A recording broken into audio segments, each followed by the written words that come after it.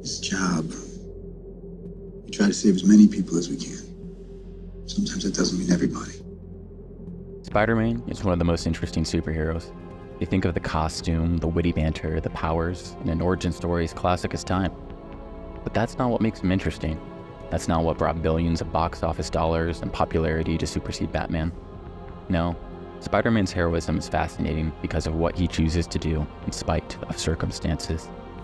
Spider-Man chooses not just to be a hero, but he chooses to save everyone. The ones in danger, the ones he loves, and most importantly, his villains. He saves his enemy, time after time. Against all odds, he reaches a hand to the worst of the worst. Why? Let's rewind. 1962. Teenagers are the audience who read comic books the most. Stan Lee recognizes that most of the heroes are adults. Only the sidekicks are teenagers. Stan has the great idea. Make the new hero a teenager for the audience to relate to. Peter Parker is born. A nerdy kid from Queens gets bitten and powers and yada yada Spider-Man. He's a menace to the entire city! Webs, responsibilities, supervillains, and everything works out for Spider-Man. No, it doesn't. Let's go back to Peter Parker. What's Peter Parker's life like?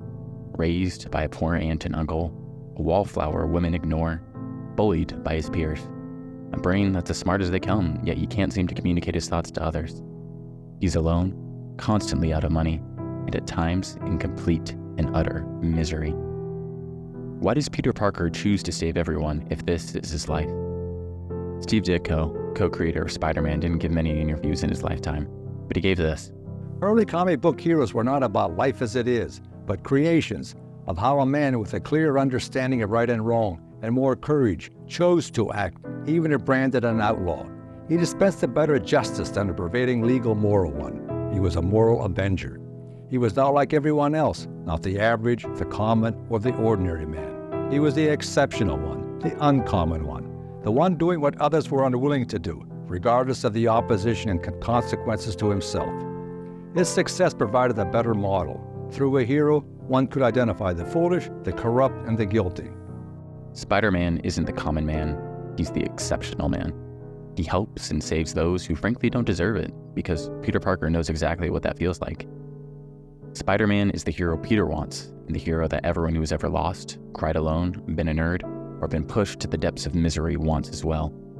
That's why he doesn't kill the Green Goblin even after Gwen Stacy, why he doesn't turn in the Prowler after beating him, and that's why he helps save the Lizard again and again.